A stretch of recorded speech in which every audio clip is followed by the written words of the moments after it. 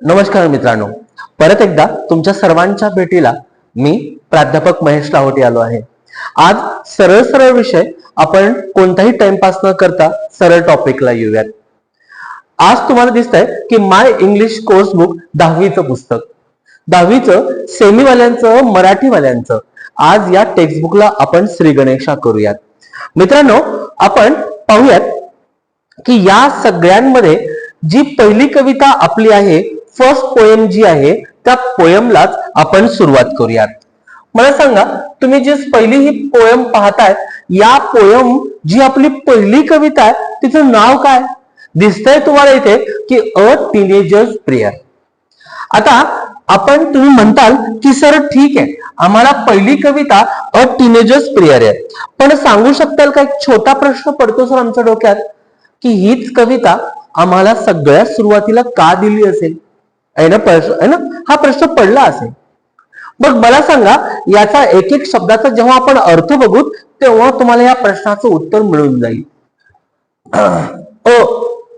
पहिलं अक्षर आहे अ. अ म्हणजे काय, तर याचा अर्थ असतो एक. आणि इथं जो तुम्हाला शब्द दिसतोय टीन एज, हा दिसायला एक शब्द जरी असला तरी दोन वेगवेगळ्या शब्दांनी तयार झालाय तो. पहिला शब्द जो तुम्हाला दिसतोय, टीन हा शब्द दिसतोय, हा कुठून आला? हा आला 13 ते 19 ज्यांचं वय आहे तिथून आलाय. कारण इंग्लिशच्या स्पेलिंग्स मध्ये 13ला आपण 13 म्हणतो, मग 13, 14, 15, 16, 17, 18 आणि 19, म्हणजे शेवटचा शब्द काय आलाय? टीन यायलाय. मग टीन म्हणून तिथे शब्द वापरला 13 ते 19च्या वयाच्या मधले असलेले टीन. मग आता टीन या वयाला शब्द एज, मग टीनेज. मग टीनेजला इथं दिलंय एक ॲपॉस्ट्रॉफी आणि सोबत दिलंय एस. पण यापूर्वी इथं एक शब्द तुमच्यासाठी इथं दिलाय सोबत, बघू शकता तुम्ही, टीनेजर्स. कोणता शब्द दिलाय बरं? टीनेजर्स. मग आता टीनेजर म्हणजे काय? या शब्दाचा अर्थ निघतो किशोरवयीन.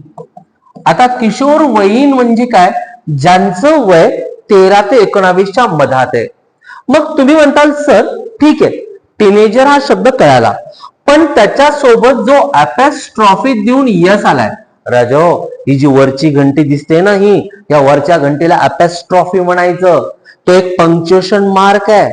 आणि त्याच्यानंतर जेव्हा एस येतं ना, असा एस, त्याचा अर्थ निघत असतो चा, ची आणि चे.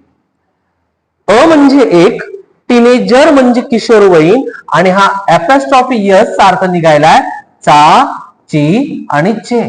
आणि शेवटचा शब्द आहे प्रेयर. प्रेयरचा अर्थ काय आहे? प्रार्थना. म्हणजे सगळ्यांना जर आपण एकत्रित केलं तर त्याचा अर्थ निघतो एका किशोरवयीनची प्रार्थना, एका किशोरवयीन मुलाची प्रार्थना, एका किशोरवयीन विद्यार्थ्याची प्रार्थना, एक किशोरवयीन असलेल्या व्यक्तीची प्रार्थना. मग आता पुढचा प्रश्न पडतो, सर प्रेयर हा शब्द का दिला? आपण आता छोटा प्रश्न विचारा स्वतःला, की प्रेयर म्हणजे प्रार्थना. आपण प्रार्थना कोणाला करत असतो? आपण आई वडिलांना प्रार्थना करतो का? आपण गुरुजनांना प्रार्थना करतो का? आपण मित्रांना प्रार्थना करतो का? तर उत्तर आहे नाही. आपण नेहमी प्रार्थना करतो देवाची. म्हणजे याचा अर्थ असा की ही जी कविता आहे, या कवितेत जी जी प्रार्थना आहे, ती प्रार्थना देवाला केलेली. मग आता एका प्रश्नाचं उत्तर मिळालं. दुसरा प्रश्न तुम्हाला, जो अगदी सुरुवातीला आपण विचारला होता, की हीच कविता का दिली सुरुवातीला, याचं कारण आहे स्पष्ट. तुमचं वय सुद्धा 15 ते 17च्या मधात असेल, म्हणजे तुम्ही सुद्धा टीनेजर्स आहात. मग तुमच्या मनाच्या भावना या कवितेच्या रूपानं व्यक्त केल्या गेलेल्या आहेत. तुमच्याही स्वतःच्या भावना असतात, इमोशन्स आहेत. आणि मग तुम्ही देवाला काय बोलताल, तुम्ही देवाला काय मागताल, या सगळ्यांची कल्पना करून जे मोस यांची सुंदर कविता तुमच्या समोर सादर केलेली आहे. आपण टप्प्याटप्प्याने पाहू राजा. तुम्ही म्हणताल सर इतकी मराठी का दिली? याचं कारण आहे, आपण महाराष्ट्रीयन आहोत, आपण मराठी भाषिक आहोत. आपल्याला इंग्लिश ही फॉरेन लँग्वेज आहे.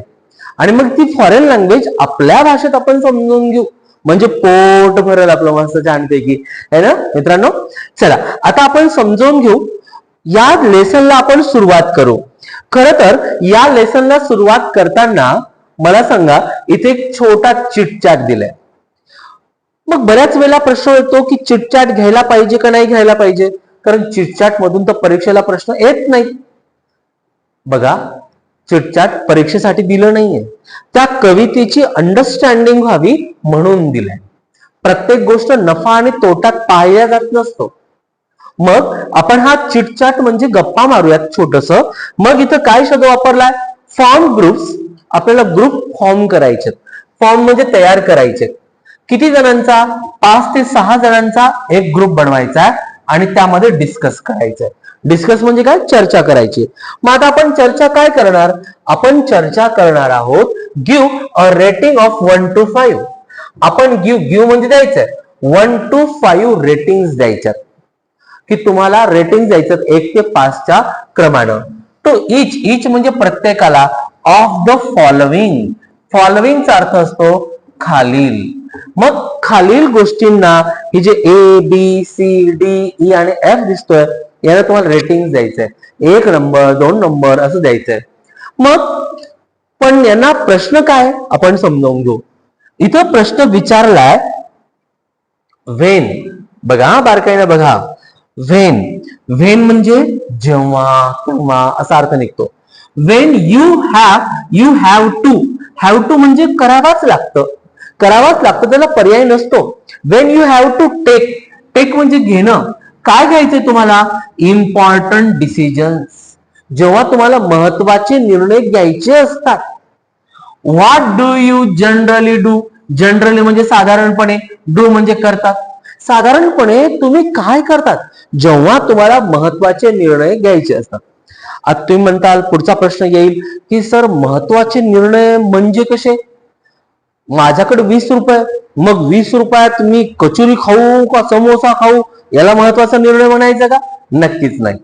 मग महत्वाचे निर्णय कोणते, असे निर्णय ज्या निर्णयामुळे माझ्या आयुष्यावर परिणाम पडणार आहे लॉंग टर्म, त्या निर्णयांना इम्पॉर्टंट आपण डिसिजन्स म्हणत असतो. जसं की मी आता 10वीत आहे, मी कोणत्या शाळेत जायला पाहिजे, ज्या शाळेत गेल्यानंतर माझं कल्याण होईल, माझं भलं होईल, मला चांगलं शिक्षण भेटेल, आहे ना महत्वाचा निर्णय. अगदी बरोबर आहे. मी कोणत्या नोट्स फॉलो करायला पाहिजे जेणेकरून माझ्या मार्क्स मध्ये इम्प्रुव्हमेंट होईल, माझ्या स्वतःत इम्प्रुव्हमेंट होईल, कोणती नोट्स घेऊ, महत्वाचा डिसिजन आहे. मग काही अति महत्वाचे डिसिजन्स असतात ज्यांच्यामुळे आपलं करिअर पुढे जातं. मी आर्ट्स घेऊ, कॉमर्स घेऊ का सायन्स घेऊ, नेमकं काय घेऊ जेणेकरून मला चांगलं जगता येईल, हे इम्पॉर्टंट डिसिजन्स आहेत. मग जेव्हा तुम्हाला इम्पॉर्टंट डिसिजन्स घ्यायचे असतात तेव्हा तुम्ही कोणाची मदत घेता.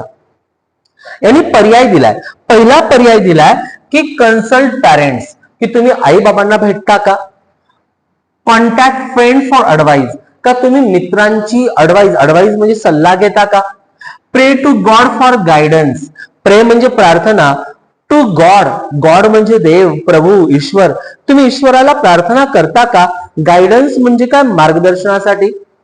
Think deeply in silence, think म्हणजे काय, विचार करणं, डीपली म्हणजे खोलवर, इन सायलन्स शांत बसून तुम्ही स्वतः एकटे बसून निर्णय घेता का.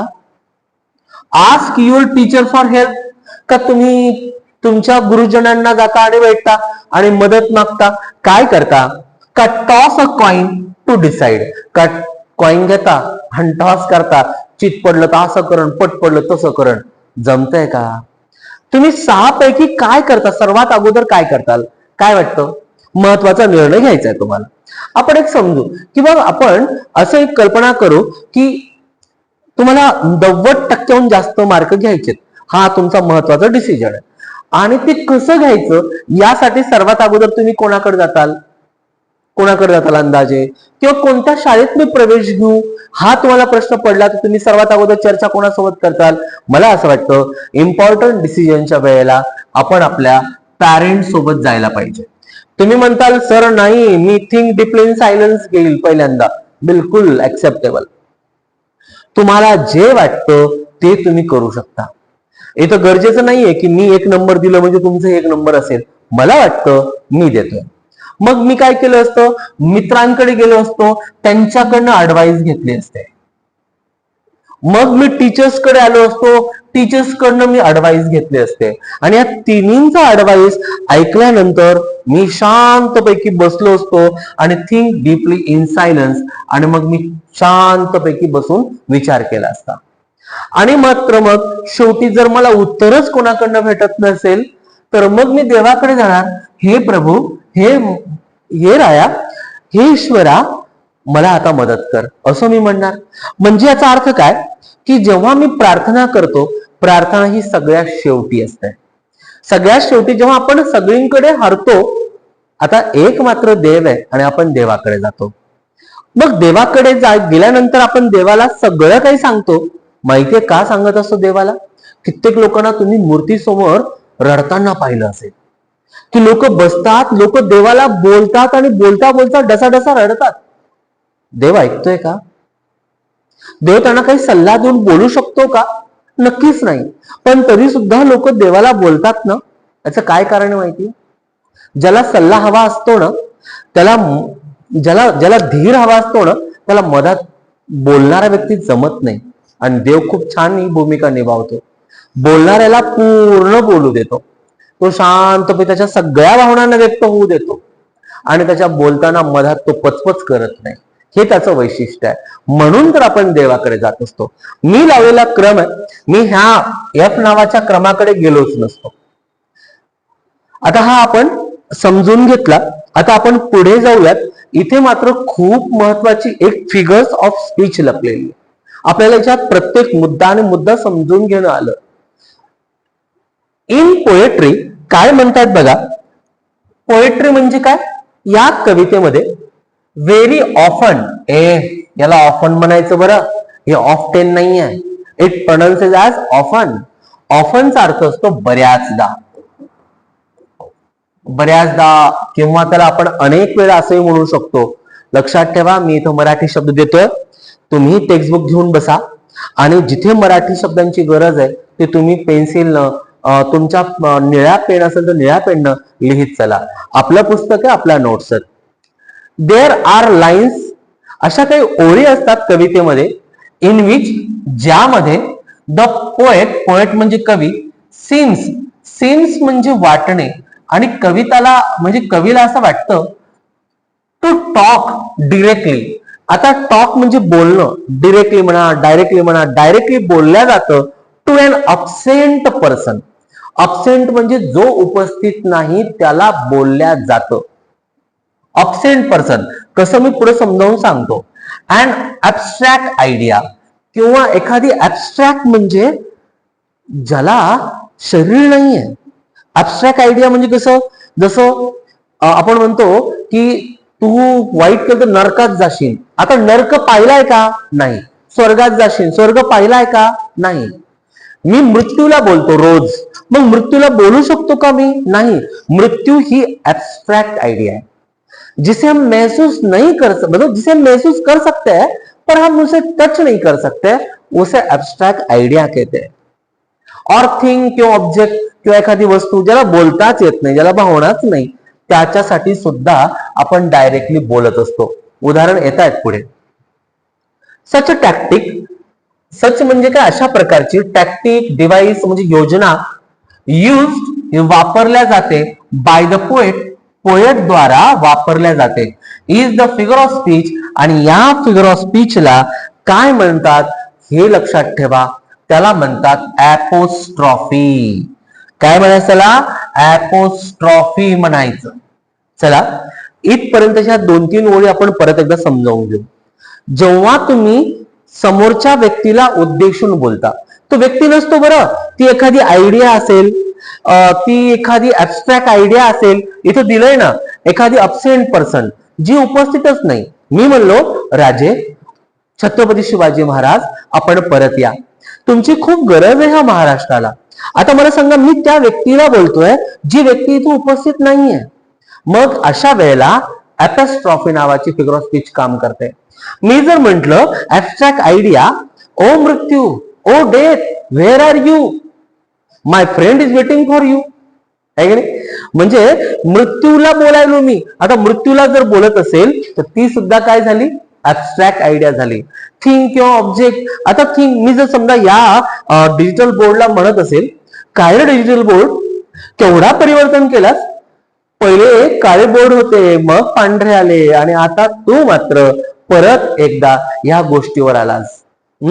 चला, आता तुमच्या लक्षात आलं असेल की याला ऍपेस्ट्रॉफी म्हणायचं आहे ना.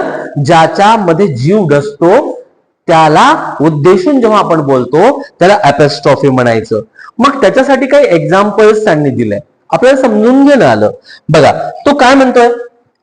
For example, twinkle twinkle little star. आता ट्विंकल ट्विंकल लिटिल स्टार मग आपण कोणाला बोलायलो? त्या स्टारला बोलायलो. त्या स्टारला ऐकू येतंय का? त्याला पाहता येतंय का? त्याला काही आहे का इमोशन्स, चैतन्य काय आहे का? काही नाही, आपण बोलायलो त्याला. म्हणजे abstract idea. Death, where is thy sting. Thy म्हणजे युअर, हे ओल्ड इंग्लिश वर्ड आहे, याचा अर्थ असतो युअर, तुझं. स्टिंग म्हणजे दंश, की ओ डेथ, मग आपण कोणाला बोलायलो? डेथला बोलायलो. डेथ सुद्धा ऍबस्ट्रॅक्ट आयडिया झाली. म्हणजे या ओळीमध्ये फिगर ऑफ स्पीच कोणते झाले? दोन्ही ओळीमध्ये ऍपोस्ट्रॉफी नावाच्या त्या दोन्ही ओळीमध्ये ऍपोस्ट्रॉफी नावाची फिगर ऑफ स्पीच झाली. Oh caveman, I wish I could live with you. Caveman म्हणजे जंगलातला माणूस. आता आहे का कुठे जंगलातला माणूस? नाहीये. मग केवमॅन नाहीये, आणि मग त्या नसलेल्या माणसाला बोलायचं, मग ती सुद्धा ऍपेस्ट्रॉफी झाली. Now complete the following creating examples of apostrophe of your own. आता इथं मात्र तुम्हाला स्वतःला बनवायचे. मी समजावून सांगतो कसं बोलू शकता. बघा, ओ लाईफ, अरे ओ जीवन. हाऊ, मला असं वाटलं, मी इथं लिहिलं हाऊ ब्युटिफुल यू आर. तुम्ही म्हणू शकता how hard you are, how easy you are, how interesting you are. तुम्ही लिहू शकता. आणि तुम्ही कोणाला उद्देशून बोलायला? लाईफला. कोणती फिगर ऑफ स्पीच झाली मग या ओळीमध्ये? Apostrophe. Dear God please help me. हे dear God please help me, हे प्रभू मला मदत कर. ऍपोस्ट्रॉफी. प्रभू ही ऍबस्ट्रॅक्ट आयडिया आहे. Books, you are very interesting, है ना. बुक्स, आता पुस्तकाला बोलायलो म्हणजे ऑब्जेक्ट आहे, वस्तू आहे. Exams, I wish I would kill you, है ना, तुमची भावना आहे की बाबा एक्झाम्स हे परीक्षे, माझी इच्छा आहे की मी तुला गळा दाबून मारून टाकेन, अशी माझी इच्छा आहे. Oh you beautiful sky, how amazing you are. किती अमेझिंग आहे हे स्काय. मग मला सांगा किती सोपं आहे ना. खूप सोपं आहे समजावून घेणं. आता तुम्हाला ह्या सगळ्यांवरनं कळालं असेल की ऍपोस्ट्रॉफी कशी असते. टीचर, आपण आमच्याकडे जबाबदारी आहे की ऍपोस्ट्रॉफी ही तुम्हाला उदाहरणाने समजून सांगायला पाहिजे. हा पहिला टप्पा आपण या पार्ट 1 मध्ये पाहिलाय. पार्ट 2 मध्ये मी कवितेला सुरुवात करणार. पार्ट 3 ला त्याच्यानंतर येणाऱ्या वर्कशॉप ज्या आहेत त्या वर्कशॉप्स घेणार. राहणार ना माझ्यासोबत? थँक्यू. आवडलं तर नक्की लाईक करा, शेअर करा, आणि त्यांना नक्की द्या ज्यांना गरज आहे. आणि सबस्क्राईब सुद्धा करा आणि बेल आयकॉनला दाबा, यामुळं की पुढचे येणारे माझे सगळे व्हिडिओजची नोटिफिकेशन तुम्हाला येतील. थँक्यू. Bye bye.